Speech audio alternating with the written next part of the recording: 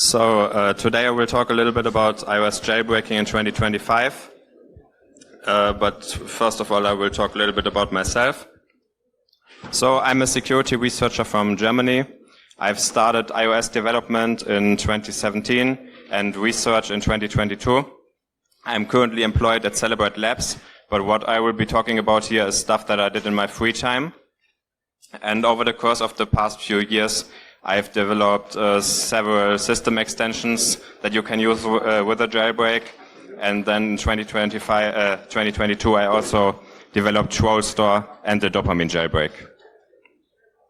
So first, I want to explain some general motivations why I am doing this, why you would jailbreak your phone. So the core reason why you would jailbreak your phone is to run unsigned or third-party software on iPads and iPhones, because normally all software will be distributed on the App Store only, except for in the EU, but this predates that. And some interesting thing that you can do with the jailbreak too is have more introspection capabilities, which might be relevant for researchers. So you can run stuff like Fröder and LLDB. And also what end users like to do is they will install system extensions that will extend the system capabilities in certain ways. So I will cover three things today. First of all, I'm going to talk a little bit about code signing itself on iOS.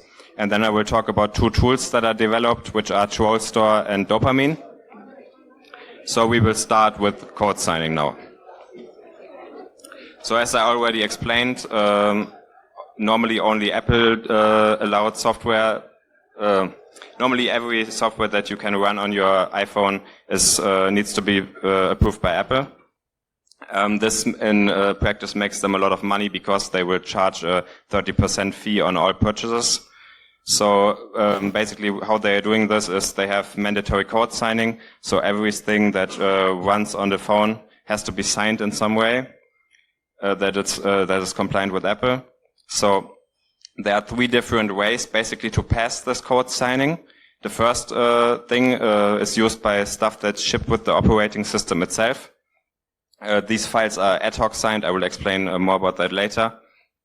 Then there's stuff that's distributed over the App Store, where you basically submit your binary to Apple, and Apple will sign it and upload it to the App Store. And you can also do installations via a developer account. Normally these are only valid for 7 days, but if you pay Apple a ransom fee of like $100, you can install them for a year. So what is even a code signature to begin with? So on Apple, the binary format that's used is called Macho. This basically has a header, and then it has some load comments. And these load comments will describe the sections contained within the binary. And one of these load comments is the LC code signature load comment. This will basically point to wherever the code signature is in the file. And this code signature will then contain several sub-blobs, which are basically just opaque data. So the first of these sub-blobs and the most important one is the code directory. And this one will have all hashes of all executable pages that are within the file. And additionally, they also have it also has other hashes for stuff that's relevant. So one specific code directory always has one specific hash type. So for example, SHA-1 or SHA-265. And one binary can also contain multiple code directories with different hash types. So this is how that kind of looks like in practice. So you have like a blob of opaque data. First of all, you have some information about the binary itself or about the code directory itself. So for example, here we have the hash type, which is SHA-1. Then we have the hash of the entitlements, which I will discuss later. And the hashes of basically all pages that are within the binary that contain code. So basically with this code directory, you have all, basically is a hash of the entire file of anything interesting in it. And then, as I explained, we can also have an alternate code directory. In this case, we have an alternate code directory that is SHA-265. And this is basically the exact same, just that it's SHA-265 instead of SHA-1, which we had in the previous code directory. So now another slot or another sub-blob of the code signature is the entitlements. And these will basically describe what permissions the binary can execute with. So, for example, what kernel drivers it can access, what file paths it can read-write to and from, whether it's sandboxed, and as we've also seen in the previous presentation, whether it may be debugged by other processes. And basically these entitlements will be checked by either the kernel itself or by other processes. So this is what that looks like in practice. So the entitlements are just a property list, basically, with a few keys that will be checked at runtime. And then you also have the DER entitlements, which is essentially the exact same thing, just encoded to DER. This is mainly because there were a lot of bugs with property list parsing in the kernel previously, so they changed it to a slightly more easy format, so there's less parsing bugs. So then you have the signature blob, and this will contain cryptographically signed, or basically this contains some data that has signed hashes of the code directories contained in the file. And this will be signed either with an Apple or developer certificate. And as I already explained, there can also be ad hoc signed binaries.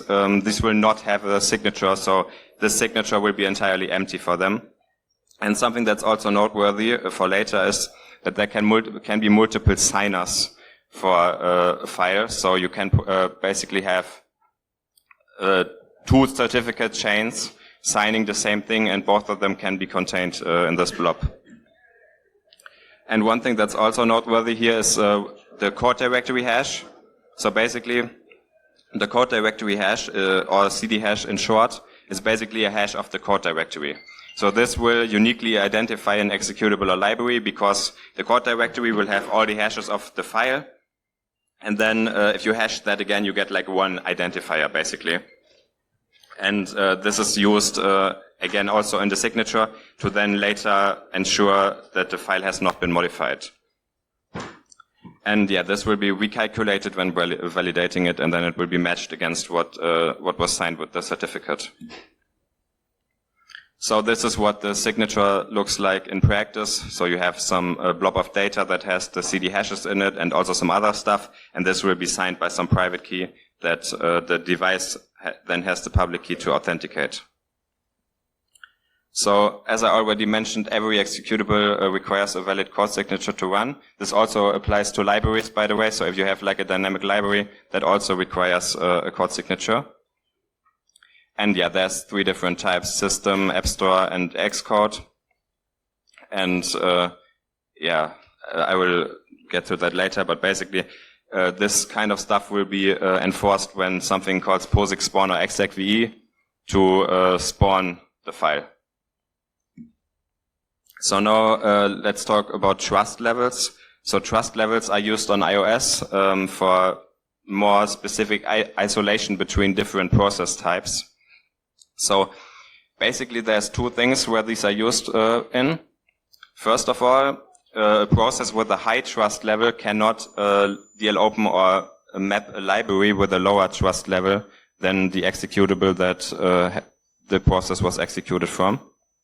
And also regarding debugging rights, so on Apple operating systems you will use task pods for that. So a task pod will give you read-write access to the address space of another process. And basically a process cannot obtain such a task pod to a process that has a higher that has a higher trust level than itself. So there's three different trust levels that are relevant for us. The first one is the one that system binaries get. So basically the kernel has a list of CD hashes that it considers trustworthy. And when you spawn a binary, it will first check if the CD hash of the binary you want to spawn is within this list. And if it is, and it finds a match, then the process will be spawned with a trust level of 8, and no further checks will be done. If it doesn't find anything, it will go through the App Store path.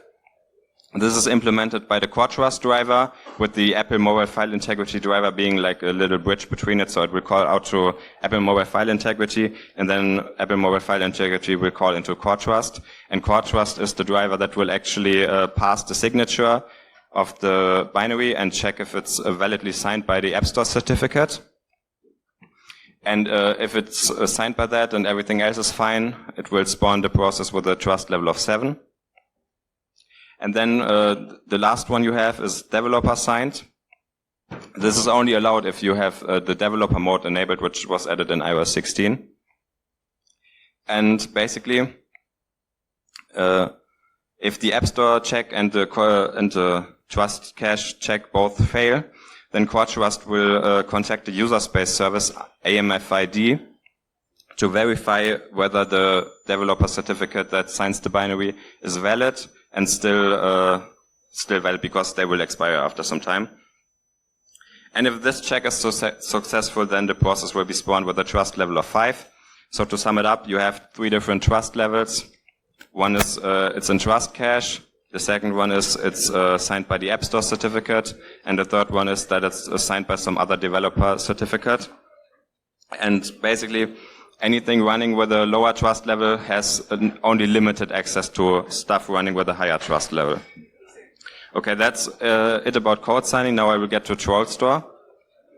So TrollStore is essentially a tool that I developed that uses a code sign bypass to be able to install arbitrary applications on certain versions. You can see it on screen. So basically you can open certain application files in TrollStore and it will install it, and I will explain how that works now. So the bug we use for this is the CVE shown here. This was initially we discovered this because it was patched by Citizen Lab in iOS 17.0.1 and 16.7. And a friend of mine who is called Alfie reconstructed basically the bug, and we then were able to implement it into TrollStore, and I will explain the bug now. So, as I already explained, the CoreTrust kernel extension is responsible for validating the code signature of App Store applications. And basically there's multiple bugs or sort of quirks here that will in the end allow us to run a fake signed binary. And this is actually a fairly complex bug. So, basically, if you remember, the one code signature can have multiple signers. And there's a bug within CoreTrust where it will basically check every single signer, but write every single return value to the same value or attribute. So in practice, this means CoreTrust actually only checked the last signer of the binary, and all other signers were just skipped, basically. Then there's like this is the core bug, I would say. And then there's 2 other quirks that allow this to even work.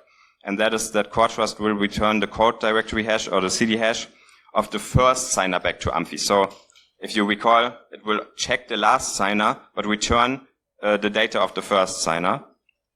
And then to check whether the binary is actually App Store signed, it will also use the first signer. So I will now show what like this kind of certificate or code signature will look like at runtime to trigger the bug. So first of all, we steal a code directory from some App Store application. So basically any app that's on the App Store and validly signed, we just steal it and take it for us. This has to be a SHA-1 code directory. And this code directory will be completely invalid for our file. So all the hashes that it contains are invalid, basically. And then for the alternate code directory, we will basically generate our own code directory. This one needs to be SHA-265, and that is because the kernel will prefer SHA-265 over SHA-1, and we basically take advantage of this. About this, there's nothing special about it. It's just a regular valid code directory you would find in any file that's validly signed. So we can just generate this on our own. And then for the signature, the first signer will be our certificate, which is the Trollster certificate. Because this is our certificate, we have the private key and we can sign anything we want. So we will sign something that has the valid code directory hashes for both the SHA-1 and the SHA-265 code directories. And then for the second signer, we will steal the certificate or the signature from the same App Store app that we also stole the initial code directory from. So basically for this signer, the SHA-1 slot for the main code directory will be correct, but the SHA-265 one will have an invalid hash. But this doesn't matter because, of course, the logic is flawed and there's a bug. And then for the entitlements, because we control the SHA-265 code directory completely, we can get any entitlement we want, which basically gives us full permission over anything we would want to do, except anything involving trust levels. So we cannot, for example, obtain a task port to a system process and take it over or something like that, because the system thinks we are an App Store app, basically. So then when we discovered this and made it work, I had like a proof of concept here that prints like a nice troll face to the command line that's signed by debug. And then, this was mainly the work of Alfie, who actually found the bug and reversed everything. He can't be here since he's a minor. No, he's no longer a minor, but he's like very young still and can't travel. So I'm presenting this on his behalf, basically. So with this bug, then we can make a troll store, which is essentially just an app that's signed by this bug. And it takes advantage of the persona management entitlement, which basically allows you to spawn a different process as root. And this is the way it gets root, basically. And then it can, you can basically open IPA files, which is basically if you're coming from Android or something like that, that's like the APK of iOS. You can open that in Troll Store and it will apply this code signing bug or the code trust bug on all executables that are within this app you opened. And then it will basically just install it to the system and it will be on your home screen and you can use it. So the differences between Troll Store and the traditional jailbreak are basically that Troll Store is somewhat persistent. So basically if you reboot your phone, it will still work because it's a logic bug with code signatures. But one of the downsides is that only explicitly signed binaries can execute. So you have to apply this code sign bug on any binary you want to execute, which is different than what you would get on a jailbreak, where on a jailbreak basically you can assume any unsigned binary can just execute. And a jailbreak is also usually not persistent because you do like temporary modifications to the memory, and when you reboot the device, it will be gone, unless you chain it with like a specific bug that gives you persistence. So there's also some differences. So Troll Store cannot spawn launch daemons, and it cannot, so background services basically, and it also cannot provide system-wide tweak injection like a jailbreak could. So both of these things a jailbreak can basically provide. So that's where we will transition to my jailbreak, which I did basically after Troll Store to like fill in the remaining gaps to get full system control and stuff like that. So first I want to discuss some challenges that modern jailbreaks face. So basically you can assume that any code running in the kernel is completely read-only. You cannot override it in any way, and this is enforced in hardware. Then there's some pointers that for sensitive structures that are protected by pointer authentication. So if you don't have a bypass for pointer authentication, you cannot modify them because the system would detect they are modified and it would panic the device. And then you also have the PPL, which is the page protection layer, and this will basically protect some memory pages with special permissions. So basically some pages that Apple considers to be very sensitive to the system will be additionally protected. So when you implement a modern jailbreak, you would do it data only because you cannot overwrite code. And instead of hooking kernel code, you can hook user space code. So the general idea here is we will have our exploit primitives, which basically are both kernel read-write and the PPL bypass, because everything involved in code signing is protected by PPL. So you cannot jailbreak a device anymore without a PPL bypass. So these are the two bugs or exploits that we need. And then we will stash them into some server. And then other processes on the system can contact that server to do certain stuff that involve these primitives. So the actual exploits that we will use, that I've used in Dopamine, are KFD Lambda, which is the kernel exploit, and it was patched in 16.7. And the PPL bypass that was shown off by Kaspersky at CCC, which was patched in 16.6 or also on 16.6, 16.5.1 for some devices. That's why it's like in parentheses. But for 16.5 it works on all devices. And when we have these bugs, basically the end result that we want is a jailbreak for iOS 15 to 16.5 for all devices. So if you recall from a previous slide, I mentioned that basically system executables will be ad hoc signed, meaning they don't have a signature, and the CD hash will be like in a trust cache structure, and basically they will be verified through that. So there's two different types of trust caches. The first one is a static trust cache. So you can think of this as just a list of some CD hashes. So here you can see some system binaries, basically, that for which the CD hashes are inside the static trust cache.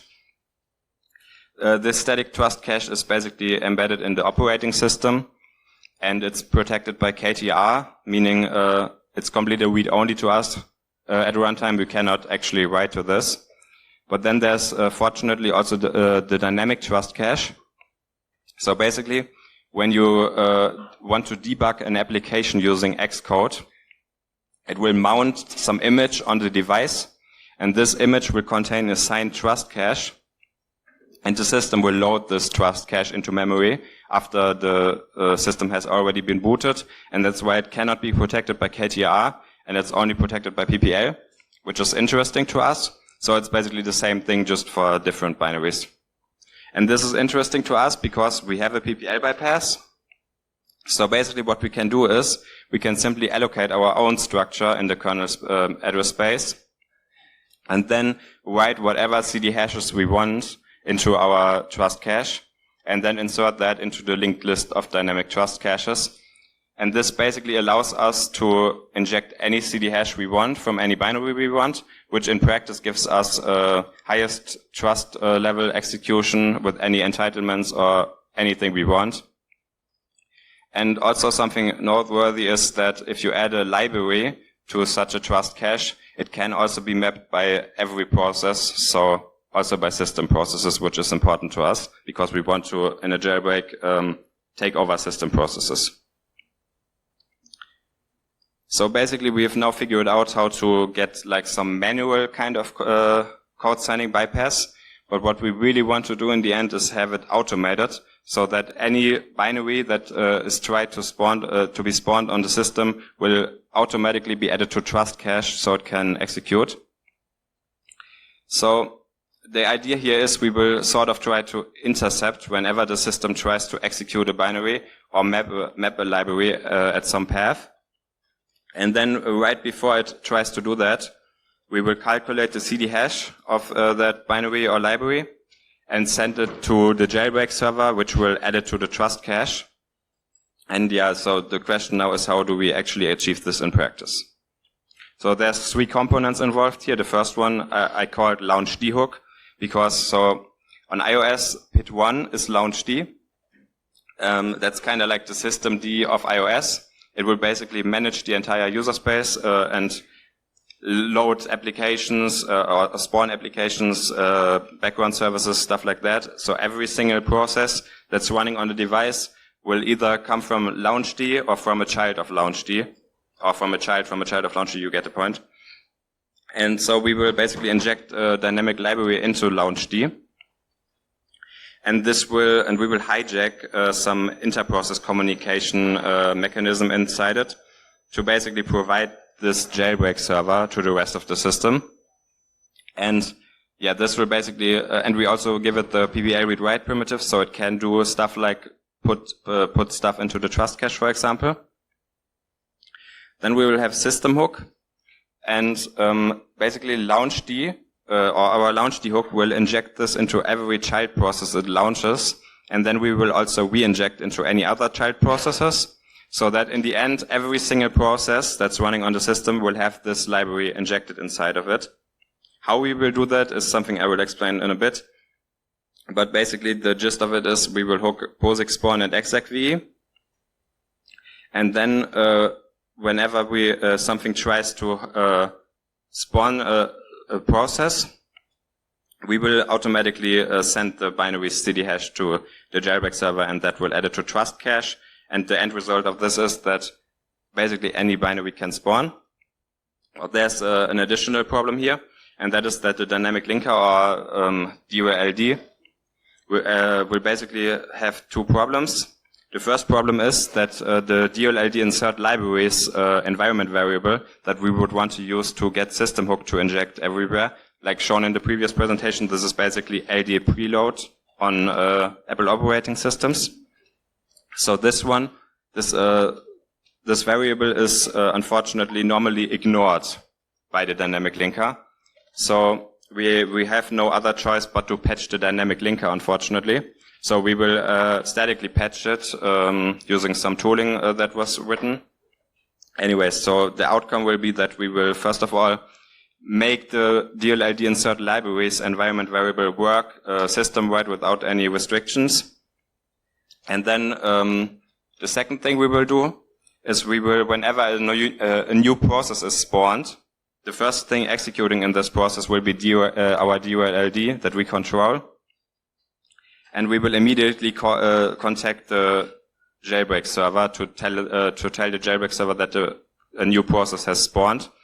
And the jailbreak server will then patch some stuff about the process. And also, one of the most important things it does is it weakens the sandbox a little bit, so we can have actually some read-write to the paths we need. And the third thing is previously we bypassed code signing for binaries, but the problem is that binaries might also depend on libraries or try to open libraries at runtime. And for that, we also need to make sure that any library that is attempted to be mapped needs to be in trust cache as well for everything to work. So for that, we can hook the fcntl function inside DULLD, which is basically what is used to actually attach a signature to a file. So basically what we will do is we will intercept at that point. We will send the signature that's about to be attached to our jailbreak server. The jailbreak server will calculate the CD hash and add it to trust cache, and then we will actually call the original fcntl. And by doing this, we basically disable library validation as well. So for the POSIX spawn hook, for example, I wanted to show this a little bit. So there's two arguments we want to interact with. The first one is the path of the binary that's about to be spawned. We will send that to the launchd hook, so the jailbreak server, and that will add it to trust cache. And then we will also want to modify the environment path to it, because as you can see, you can pass an environment to a child process. And we want to basically take this environment and add the DULLD insert libraries system hook environment variable into it, so that then the child process will have our hook injecting into it as well. So in summary, to summarize, we hook fcntl to bypass library validation. We hook POSIX spawn and execv to bypass like general code validation of binaries. And the end result will be that code signing is fully bypassed and any binary can execute. And then something that a lot of jailbreaks enable as a end-user oriented feature will be tweak injection. So this is basically some mechanism that will allow third-party developers to modify system processes however they want. And for this, all we need to really do is add one extra DL open for the tweak loader library. And this tweak loader library can then be provided by a third-party package. And this will take care of any other logic involving tweak injection. And what it will do is basically it will pass this path and try to find out which libraries are supposed to be loaded, and it will load them. And yeah, in the end, then we get an iOS 15 to 16.5 jailbreak. As you can see here, on the left is the app that you will basically press the jailbreak button in to jailbreak the device. In the middle, you can see a GUI package manager where you can install like third-party software and basically developed by anyone. And on the right, you can see like one example application, which is a terminal basically where you can run any binary you want. So something I want to talk about quickly as well is what does the future of jailbreaking look like, or rather when ETA iOS 17.18 jailbreak. So basically, right now the community is in a really bad state. So the bug class for kernel exploits that was used on iOS 16 was physical use after freeze. And unfortunately, these got like mostly killed in iOS 17.3. Then something that happened as well is the method I used, I mentioned previously, how Trollster basically gets root, was killed in 18.0, which is, so even if you had like a new code sign bug that supports 18.0 and up, you would run into issues because you cannot get root easily anymore. And then Apple also introduced a new feature in 17.0, which is SPTM. So SPTM is basically a replacement for PPL, and it's supposed to be a little more hardened than PPL. So basically, for all the bugs you would need for an iOS 17 or 18 jailbreak, we currently have 0 out of 4. And yeah, it seems like there are no more public exploits coming. And it also seems like that public kernel exploitation is basically as good as dead. So unless something changes within the next few months or years, I would currently estimate the ETA to be never, unfortunately. So thank you for your attention. This was my talk. If you have time for questions.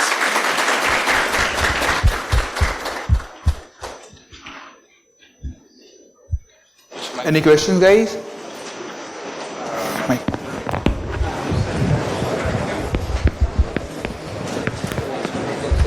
Hi. Is it possible to... Close to Hello. Is it possible to jailbreak any iOS? I don't Not audible. Excuse me, guys, just a minute. Khatam hone wala hai. Please. Make it more close to the mouth. Please, sorry. Hello. Is it possible to jailbreak any iOS device in off condition, or suppose I am not knowing the password? So is it possible to jailbreak it? Maybe you Speak in this. I have severe trouble. Is it possible to jailbreak any device if I am not knowing the password of that? No, that's something. So I will answer that. Guys, please stop. We still have 2 questions left here. So the question was. I request you to please sit down, take a seat for 2 more minutes. Please. So the question was whether it is possible to jailbreak any iPhone that is passcode locked. And to that I respond that no, this is only for devices you know the passcode of. So this is basically consent. You run an exploit with consent on your device. Is that all right? Okay. So this is regarding the passcode of. So now Celebrate is having a tool for breaking the passcode of devices, right? So jailbreaking is a tool to gain control over your device, but not to... No, my question is like Celebrate is having a tool for breaking the passcode of devices. I think Celebrate Premium kind of things. Are you aware of how it is happening, whether it is a brute ROM vulnerability or a user line vulnerability which is used for breaking the passcode? It doesn't break the passcode. This one, I understand that. I am asking about Celebrate is having a tool. Yeah, Celebrate. Yeah, Celebrate. You are working in Celebrate now, so that's yes. I mean, I can't unfortunately tell you much about that. Okay. Thank you. Okay, we can take one more question. Hello. Any technique to evade RASP enable build with tweak injection? Evade? Like one span, bypass one span. It's a RASP enable build. You mean jailbreak detection? Yeah, jailbreak detection. Yeah. But when the tweak injection is on, no, so it detects that the application Yes. device is jailbreak. So any application can basically check if there's something Hooking framework. weird injecting into it. And Yes, it can- hooking framework. Yeah. So is there any technique that we can evade that? Yes, there's a few things. For example, my jailbreak also has a hide functionality, so you press the button and then nothing is detectable anymore, so you can open any app you want and then you can unhide the jailbreak again. Actually, I did, but at that time when I enable the tweak injection, it detects. Yeah, yeah. And there's different stuff. There's also packages like tweaks that Tweaks. will bypass. Did you name some? Could you name some? Shadow. Shadow view. Yes, it's called Shadow. I'm not too familiar with. Okay, no problem. Thank you. At the moment. Okay, let's have a round of applause for Mr.